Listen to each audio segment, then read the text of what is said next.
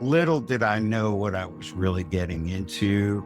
The guy that hired me got fired on my first day of work. So Hmm. already, thunderstorms were brewing. Welcome to the Rock Smarter podcast, where I bring you conversations with great artists, music industry leaders, technologists, and the creative professionals who are shaping today's music business. In a world where social media only shows the highlights and where every move looks polished and perfect, it's easy to forget that mistakes are not only normal, they're often the moments that teach us the most. Too many artists and entrepreneurs get stuck playing it safe, afraid to take the risks that could lead to real breakthroughs. So that's why today's theme is one smart mistake. Because sometimes the move that you thought was a failure, it actually turns out to be a game changer for your career. In this episode, we'll hear how a smart misstep flipped the script and revealed a deeper truth about how this industry really works, and how you can use this insight to build a smarter and more resilient career on your own. Today, I'm joined by my dear friend Jeffrey Panzer, a man whose resume is basically a highlight reel of modern music video history. He's produced over 3,000 music videos in his career and has worked with everyone from the Rolling Stones and Paul McCartney, the Oak Ridge Boys and William Lee Golden and the Goldens, Erykah Badu, Stevie Wonder, the Grateful Dead, Nelly, the Moody Blues, Boy George, the Proclaimers. It goes on and on. He oversaw Cash Money's video empire, so yes, he's responsible for all those blockbuster Lil Wayne, Drake, and Nicki Minaj videos that changed the game. Jeff was the music producer for 2020. He also worked with CNN, EMI, VH1, and served as the Emperor of all videos at Universal and Motown Records. And yes, this is a real title. Now let's get into today's conversation. As Pat Benatar would say, hit me with your best shot. Hey, Jeff, thanks for being here to kick off the series. Let's jump right in. So, what's the one decision that you maybe once labeled as a mistake? It was maybe a video concept or some risky budget call or a leap in your career that flipped into your smartest move and shattered a belief that you held about how the music business actually works. Well, if you talk about one mistake, I'd be lucky if I just made one mistake per day, let alone in my career. I think anybody that doesn't make any mistakes, they don't exist. That person is up above and way beyond who we are down here. Mistakes are part of learning, getting better. You got to be able to make mistakes. And the key to making a mistake is basically owning up to it within yourself, because we're all human and we Yeah. are going to make mistakes. Um, ask me my one mistake. There'd be days I would make 10 mistakes a day, but I'd also make 20 right moves. So I was still up 10%, if you will, or whatever, doing great stuff versus making mistakes. We all make mistakes. And it's, like I said, just part of learning, living, and it's how you pick yourself up, what you learned from that mistake, and how you're going to never do it again, but and sometimes you do. It takes a couple of mistakes at the same time to realize that's Yeah. how it is. But, you know, you always remember the big mistakes, John, in my opinion. And at the time, I was working for a major label, EMI. And I think it was sort of in the 90s, in that period of time where music was changing. It's always changing, but it was going through one of its major changes, with rock and roll becoming grunge music, Hmm. the whole intro to rap. And it was just, all of a sudden I woke up and I just said, things are really changing here. And I loved the way it was, and I got used to the way it was, and something new, you know, a lot of people get frightened of it, especially when they're in a groove and everything is Yeah. successful. So to make a long story short, I decided I'm going to look around and see what else is out there. Like the grass is always greener on the other side. Yep. And I ran into a dear friend of mine that I worked with at a previous company. And he said to me, "Hey, you would be great to run the West Coast for VH1." And I thought, "Ooh, sounds really cool, Yeah. VH1." Little did I know what I was really getting into. The guy that hired me got fired on my first day of work. So already, I mean, thunderstorms were brewing. And as time went on, I realized, you know, I didn't want to do TV again. I really loved music. Music's been my passion. And why should I be recording music when I could be involved in making the music and let them do stories on me? Yeah. Let's just say it was a bad time in my life. It was just not a good work environment for me. And I said to myself, what did I just do? Like, this is horrible, you know?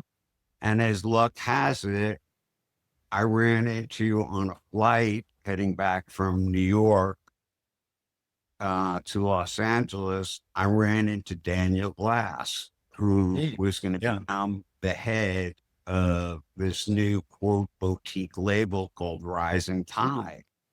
And out of nowhere, he's with his family and everything else. He said, "What are you doing now?"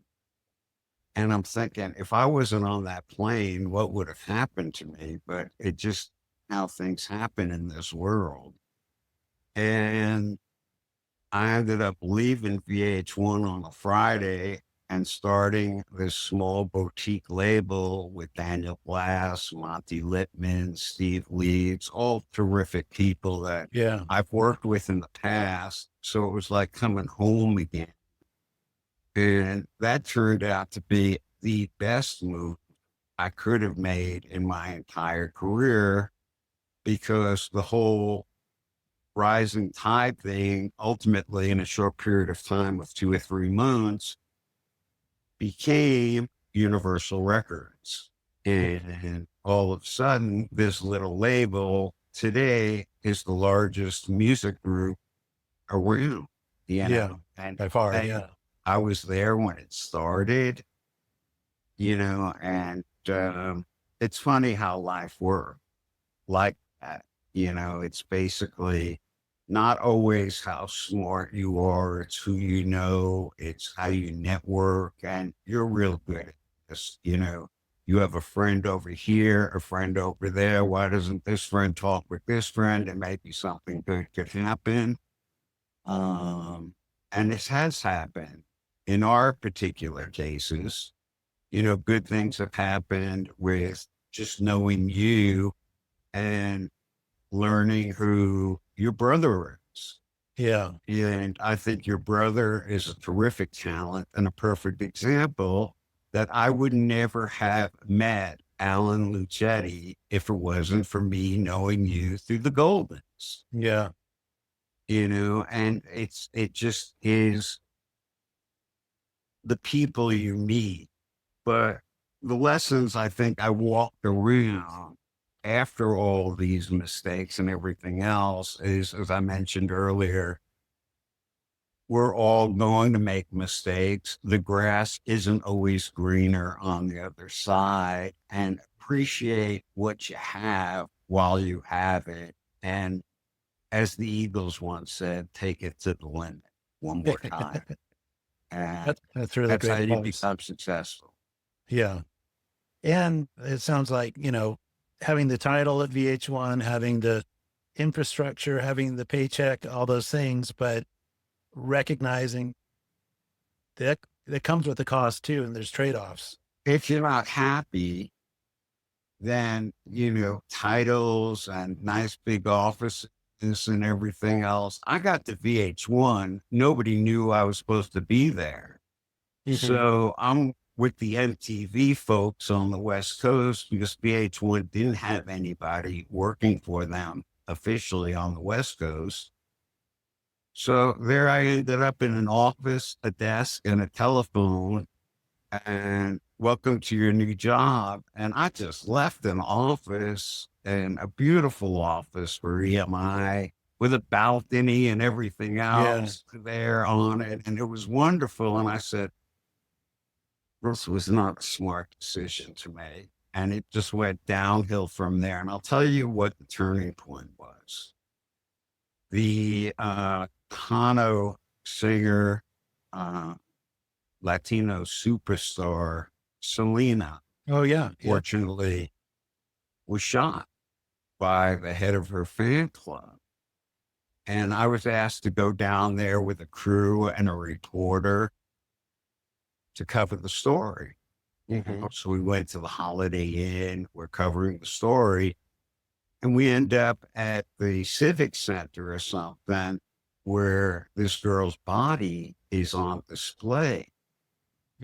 And I looked at, it was an open casket type of thing.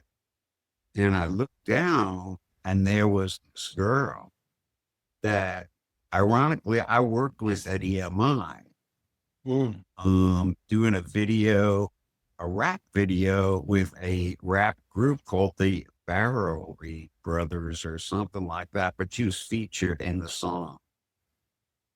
And I said, you know, someday I'm going to be there.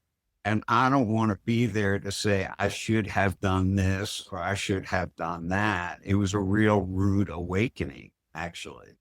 Yeah. And that's what made me say, get out now and make moves. And all of a sudden, when you open your eyes, you can make things happen if you want them to. But you got to go out and find it. That's right. You got to go out and find it. It's like how I met you. Yeah. You know, if I didn't have an intern back when I first started at Universal Records called Cammie Broyles, shout out to Cammie. And at that point, her rapper husband, I would not have ever, you know, come and our paths would have never crossed.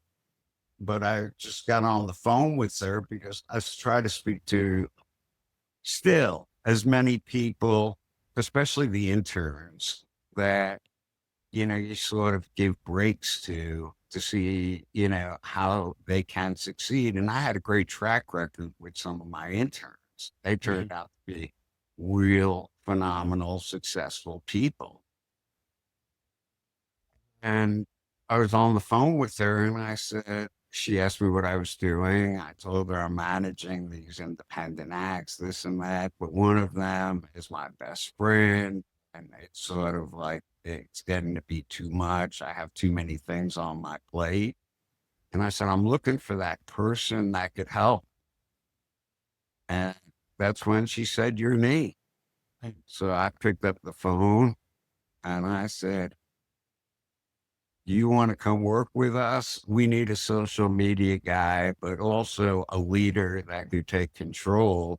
Little did I know I'd end up backing away after I did my 3.5 years or whatever from its ground floor to say, here's the baton, John. I want you to carry it on, because the act wasn't just an ordinary act. The act just happened to be one of my best friends in life for close to 45 years, William Lee Golden.